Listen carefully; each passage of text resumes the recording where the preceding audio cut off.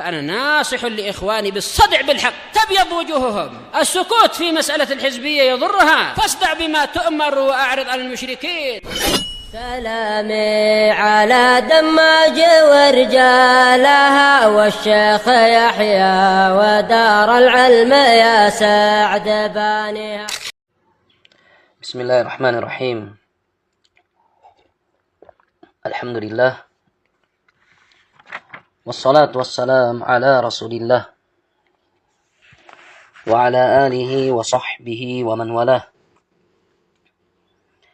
يا أيها الذين آمنوا اتقوا الله حق تقاته ولا تموتن إلا وأنتم مسلمون. يا أيها الناس اتقوا ربكم الذي خلقكم من نفس واحدة وخلق منها زوجها وبث منهما رجالا كثيرا ونساء واتقوا الله الذي تساءلون به والأرحام إن الله كان عليكم رقيبا. يا أيها الذين آمنوا اتقوا الله وقولوا قولا سديدا يصلح لكم أعمالكم ويغفر لكم ذنوبكم ومن يطع الله ورسوله فقد فاز فوزا عظيما. أما بعد فإن أصدق الحديث كتاب الله وخير الهدى هدى محمد صلى الله عليه وسلم وشر الأمور محدثاتها وكل محدثة بدعة وكل بدعة ضلالة وكل ضلالة في النار. أعاذنا الله وإياكن من النار ومن كل ما قرب إليها من قول وعمل. إخواني في الله أعزني الله وإياكم. فإن شاء الله تبارك وتعالى kita akan lanjutkan bacaan kita dari kitab Adab az-Zafaf karya Syekh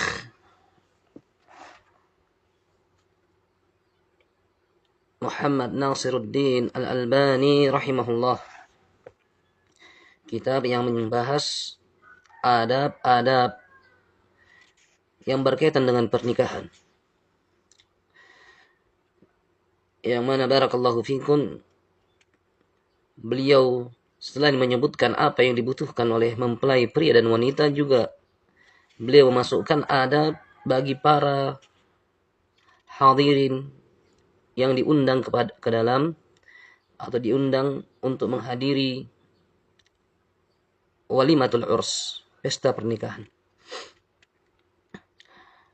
Dan mana barakallahu fikum pada kesempatan sebelumnya kita telah mengambil apa-apa yang semestinya dilakukan oleh siapa yang diundang untuk menghadiri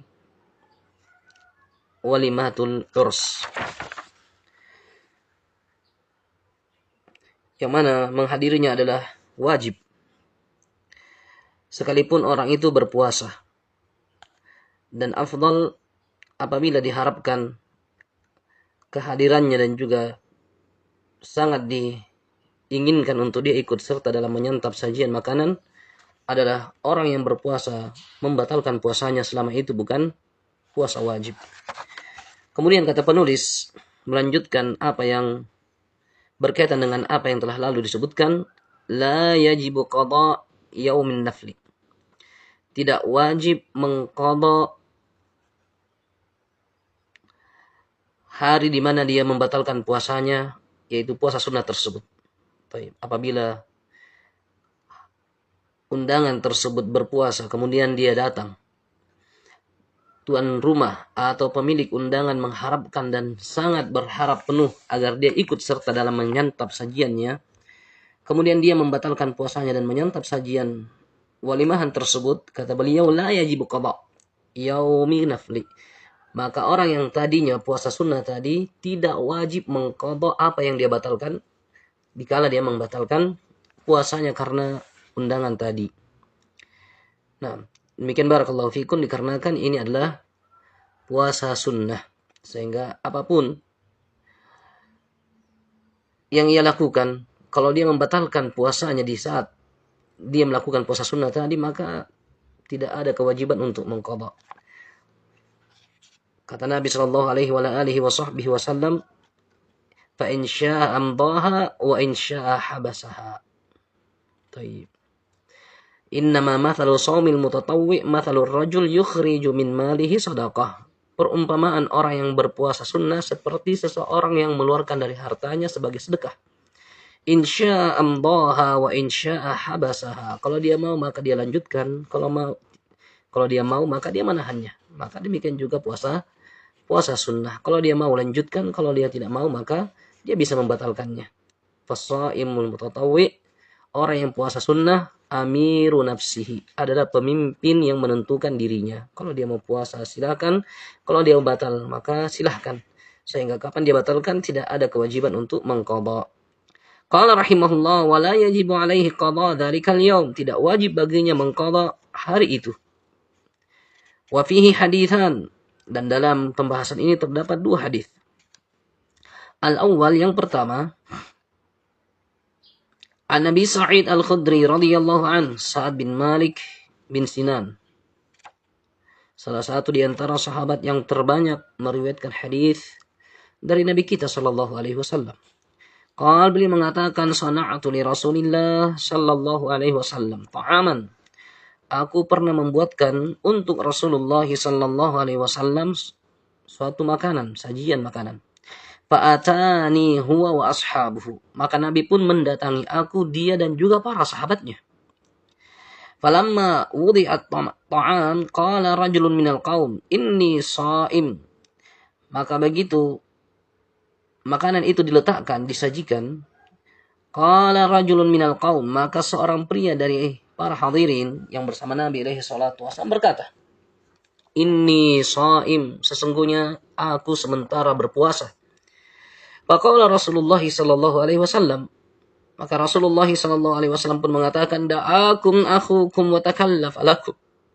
Saudara kamu sudah mengundang kamu dan berrepot-repot untuk kalian. Ia sudah repot-repot buat sajian, menghidangkannya. Tsumma qala, lalu Nabi pun berkata kepada pria tersebut, aftir, bukalah. Menunjukkan barakallahu fikum apa yang telah lalu penyebutannya, bahwa apabila pemilik undangan sudah repot-repot menyajikan dan menyuguhkan dan dia berharap untuk Anda memakannya, maka yang afdal adalah makan. Kata Nabi, aftir, bukalah. Wasum makanahu yauman, dan puasalah hari lain menggantikannya. In syi'ta, kalau mau. Artinya tidak wajib. Kalau kau mau puasa menggantikan apa yang kau batalkan hari ini, silahkan. Tapi itu tidaklah wajib. Karena ini adalah puasa sunnah.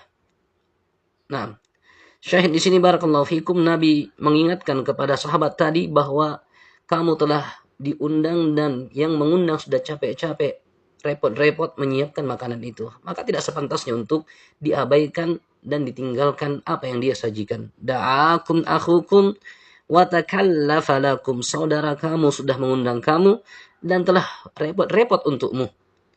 Aftir, bukalah. Wasum makanahu yauman, dan puasalah satu hari gantinya. In syi'ta, kalau kau mau. Nah, atsani, yang kedua, an Abi Juhaifata Wahab bin Abdullah As-Suwa'i radhiyallahu an. Beliau berkata, anna Rasulullah sallallahu alaihi wasallam akha baina Salmana wa baina Abi Darda'i. Bahwasanya Rasulullah sallallahu alaihi wasallam mempersaudarakan antara Salman Al-Farisi dan juga Abi Darda Uwaimir radhiyallahu anhum. Qala faja'ahu Salmanu yazuruhu. Maka datanglah Salman kepada Abu Darda mengunjunginya. Nah, sebagaimana seorang saudara terhadap saudaranya. Maka Salman Al-Farisi melakukan hal yang sama, mendatangi dan mengunjungi saudaranya tersebut. Dan ini kebiasaan Nabi alaihi salatu wasallam di awal Islam. Nabi mempersaudarakan kaum muhajirin dan kaum ansar. Tujuannya adalah agar memperkuat ikatan antara sesama kaum muslimin. Sehingga tolong menolong, bahu membahu, saling memperhatikan. itu terwujud dengan baik. Dan mereka pun bisa saling mengokohkan dan menguatkan, saling mendukung dan membela, saling berkorban demi kepentingan bersama. Dan ini barakallahu fikum makna Islam. Innamal mu'minuna ikhwah. Sesungguhnya orang yang beriman itu adalah bersaudara. Nah, faja'ahu Salman yazuruhu, maka datanglah Salman mengunjunginya. Faida Ummu Darda mutabadzilatan, ternyata Ummu Darda mutabadzilah, yaitu menggunakan pakaian kerjanya. Artinya dia tidak menggunakan pakaian yang cantik sebagaimana layaknya seorang wanita yang sudah bersuami. Dan ini barakallahu fikun nampaknya sebelum turunnya ayat hijab. Maka Ummu Darda menggunakan pakaian seperti pakaian biasa. Tidak menggunakan pakaian yang layaknya digunakan seorang wanita di hadapan suaminya. Faqala, maka Salman bertanya, "Ma sya'nuki ya Ummu Darda?" Kenapa kau seperti itu? Ada apa kiranya engkau wahai Ummu Darda? Kamu adalah wanita yang memiliki suami. Hendaknya engkau melakukan perawatan. Hendaknya engkau menggunakan pakaian yang menarik agar suamimu senantiasa dekat dan lekat, melengket, tidak jauh-jauh, dan merasa senang dengan memandang dirimu. Masya'anuki ya Ummu Darda. Kenapa engkau begitu, wahai Ummu Darda? Faqalat, maka Ummu Darda menjawab, Inna akhaka Abu Darda yaqumul laila wa yasumun nahara. Sesungguhnya saudaramu itulah Abu Darda, salat malam, puasa siang hari. Artinya dia tidak punya waktu untuk mengurusi dunianya. Dia tidak punya waktu untuk menikmati kesenangan wanita. Dan tidak bisa bersenang-senang dengan istrinya.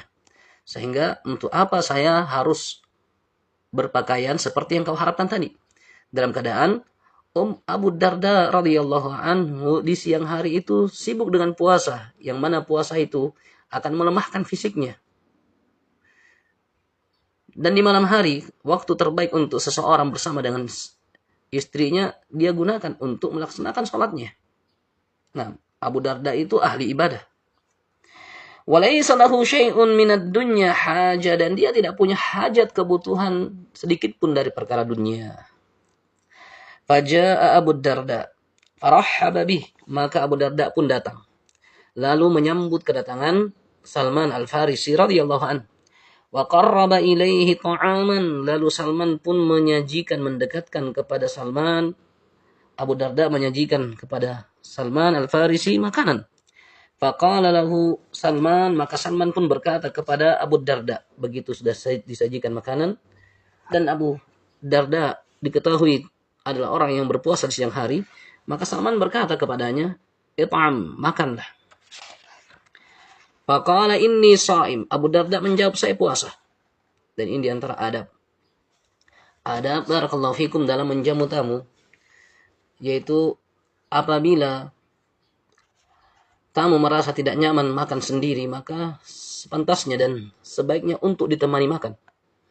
Sekalipun barakallahu fikum harus membatalkan puasa. Di sini Salman Al-Farisi radhiyallahu anhu tahu Abu Darda berpuasa berdasarkan laporan dari istrinya tadi. Tapi Salman Al-Farisi radhiyallahu anhu ingin memberikan pelajaran kepada Abu Darda radhiyallahu anhu sebagaimana akan datang. It'am, makanlah. Qala inni sha'im. Abu Darda menjawab, saya sementara berpuasa. Qala aqsamtu 'alaika la taftiranna. Maka Salman mengatakan, aku bersumpah atasmu, hendaklah benar-benar kamu berbuka. Ma ana biakilin hatta ta'kul, karena saya tidak akan makan sajian, hidangan seorang tamu yang kau sajikan untuk tamu sampai kamu juga ikut makan. Fa akala ma'ahu, maka Abu Darda pun makan bersama Salman. Nah, ini sekali lagi barakallahu fikum, adab seorang tuan rumah untuk juga ikut makan. Jangan kira bahwasanya tuan rumah tidak lapar juga. Kemudian dia sibuk melayani tamu-tamunya, tidak. Hendaknya tuan rumah juga ikut serta apabila memang dibutuhkan dan para tamu tidak merasa nyaman kalau dilihat-lihat saja makan. Maka minal adab, merupakan adab adalah tuan rumah ikut makan bersama tamunya. Nah, bahkan ini yang dijaga oleh seorang Ansari begitu menjamu tamunya Rasulullah sallallahu alaihi wasallam. Datang seorang tamu sebagai tamunya Rasulullah sallallahu alaihi wasallam. Maka Nabi alaihi salatu wasallam pun masuk ke rumah istrinya. Bertanya, apakah ada sesuatu yang bisa kita sajikan untuk tamu? Maka istrinya tersebut menjawab, la, tidak. Lalu Nabi keluar, masuk ke rumah istrinya yang lain. Lalu keluar, masuk ke rumah istrinya yang lain. Ternyata semua istrinya menjawab dengan jawaban yang sama, bahwa mereka tidak punya sesuatu yang dengannya mereka bisa menjamu tamu tadi. Atau satu orang. Karena kehidupan Nabi alaihi salatu wasallam sederhana. Dan beliau tidaklah mengejar dunia dan tidak juga mengumpulkan harta. Beliau tersibukkan dengan dakwah, beliau tersibukkan dengan jihad, beliau tersibukkan mengurus kaum muslimin. Maka Nabi alaihi salatu wasallam pun berkata kepada para sahabatnya, "Man yudayyifu dhaifa Rasulillah?" Siapakah kiranya yang bersedia? Siapakah kiranya yang sudi untuk menjamu tamunya Rasulullah ini? Maka berkatalah seorang Ansar, "Ana ya Rasulullah, aku wahai Rasulullah." Maka dia pun membawa tamunya tersebut. Setibanya di rumah dia bertanya kepada istrinya, apakah ada sesuatu yang dengannya kita bisa jamu tamunya Rasulullah? Maka istri mengatakan, la, tidak. Illa quta sibyani, kecuali makanan pokok untuk anak-anak. Ini hanya siap untuk anak-anak. Cukup untuk anak-anak. Maka Al-Ansari tadi, barakallahu fikum, tidak putus akal. Dan dia juga tidak berhenti dengan apa yang dia ketahui berupa keadaan. Malah dia melakukan satu trik agar dia berhasil menjamu tamunya Rasulullah sallallahu alaihi wasallam. Dia pun berkata kepada istrinya, "Allili lahum." Kasihlah mereka kesibukan, yaitu anak-anaknya. Kalau mereka lapar nanti, kasih kesibukan, biarkan dia main sampai karena senangnya main, anak-anak itu akan lupa makan dan tertidur. Fa'idha ja'atil asya, apabila telah tiba waktu makan malam, atfi'is siraja, maka padamkan pelita. Wa arwihi anna na'kul ma'ahu, dan perlihatkan kepada tamu seakan-akan kita makan bersamanya. Begitu waktu makan malam, dia sajikan makanan yang tadinya untuk anak-anaknya, disajikan untuk tamu. Anak-anaknya tidur, disibukkan dengan mainan sampai dia tertidur. Lalu dia pun memadamkan pelita sehingga menampakkan seakan-akan dia makan bersama tamunya. Sehingga tamu tidak merasa berkeberatan, sehingga tamu merasa nyaman begitu disajikan makanan kepadanya. Dan mereka tidak makan sedikit pun dari sajian tersebut karena itu tidak cukup. Di pagi harinya, barakallahu fikum, Nabi sallallahu alaihi wasallam pun langsung memberikan kabar gembira kepada orang Ansar tadi. Dia dan juga istrinya yang melakukan trik untuk melaksanakan ketaatan kepada Allah Subhanahu wa taala. Qad ajiballahu min sani'ikuma al-barihah. Sungguh Allah telah terkagum, sungguh Allah telah terpukau dengan perbuatan kalian berdua terhadap tamu di malam hari. Itu kemarin malam, subhanallah. Syekh di sini barakallahu fikum bahwa di antara adab yang hendaknya diperhatikan tuan rumah adalah ikut makan bersama dengan tamunya. Terlebih lagi apabila sang tamu merasa tidak enak apabila tuan rumah tidak makan bersamanya. Abu Bakar As-Siddiq radhiyallahu anhu pernah marah kepada putranya Abdurrahman, yang mana Abu Bakar saat itu tersibukkan mengurusi suatu urusan bersama Rasulullah SAW dan dia punya tamu di rumah. Maka Abu Bakar berpesan kepada Abdurrahman agar melayani tamunya. Dan tidaklah Abu Bakar pulang nanti dari urusannya bersama Nabi SAW kecuali tamunya telah mendapatkan haknya sebagai tamu. Tapi ternyata tamu-tamu tersebut malah tidak mau makan sampai Abu Bakar juga ikut makan bersamanya. Abdurrahman sudah berusaha dan bersungguh-sungguh untuk mengajak mereka makan dan menyampaikan bahwasanya nanti bapaknya dia marah. Tapi sang tamu juga ngotot bahwasanya mereka merasa nyaman apabila Abu Bakar As-Siddiq sebagai tuan rumah itu ikut makan bersamanya. Maka terjadi apa yang terjadi begitu Abu Bakar As-Siddiq pulang, ternyata tamunya belum makan. Dia pun memarahi Abdurrahman dan Abdurrahman bersumpah bahwa saya tidak sengaja melakukan itu melainkan karena tanyakan sendiri tamumu. Maka Abu Bakar pun bertanya kepada tamu dan mereka menjelaskan alasannya. Syahid barakallahu fikum, suatu hal yang dimaklumi bahwasanya di antara bentuk pemuliaan tamu adalah ikut makan, menyantap makanan bersama dengan tamunya. Nah, tuan rumah ikut makan, menyantap makanan bersama tamunya. Allah musta'an. Ini barakallahu fikum apabila tamu mengharapkan hal tersebut. Adapun kalau resepsi pernikahan yang mungkin tersibukkan tuan rumahnya dan kita semua mengerti, sehingga barakallahu fikum tamu dipersilahkan makan, dia bisa makan bersama yang lainnya, maka tidak masalah. Tapi kalau dia ingin dan berharap untuk makan bersama tuan rumah, maka itu adalah hak tamu dan tidak masalah untuk mereka menunggu sampai tuan rumah memiliki waktu dan kesempatan makan bersama mereka. Nah, baik. Kita kembali dalam hadis. Thumma bata. Baik. Setelah Abu Darda makan bersama Salman Al-Farisi pada sajian yang disiapkan oleh Abu Darda, thumma bata indahu. Kemudian Salman Al-Farisi radhiyallahu anhu pun bermalam di sisi Abu Darda. Falamma kana minal lail, begitu masuk waktu siang, waktu malam, arada Abu Darda ayyaquma, maka Abu Darda pun ingin bangkit melaksanakan salat malam. Nah, begitu waktu salat malam telah tiba, dia langsung bangkit untuk melaksanakan salat malamnya. Famana'ahu Salman, maka Salman Al-Farisi radhiyallahu anhu mencegahnya, itu jangan salat. Wa qala lahu, lalu Salman berkata kepada Abu Darda, ya Abu Darda, inna li jasadika 'alaika haqqa, sesungguhnya jasadmu memiliki kewajiban, dia punya hak yang wajib kamu tunaikan untuknya. Wa li rabbika 'alaika haqqa, dan sesungguhnya Rabbmu memiliki hak yang wajib kamu tunaikan kepadanya. Wali dhaifika 'alaika haqqa, dan sesungguhnya tamumu yang mengunjungimu memiliki hak yang wajib kamu tunaikan. Wali ahlika 'alaika haqqa, dan sesungguhnya keluargamu yaitu istrimu memiliki hak yang wajib kamu tunaikan kepadanya. Sum, silakan berpuasa, wa aftir, dan berbukalah. Itu jangan terus puasa. Biarkan di sana ada waktu untuk berbuka, di mana di situ kamu bisa memperkuat diri agar engkau bisa mendapatkan apa yang diambil oleh seorang pria dari istrinya.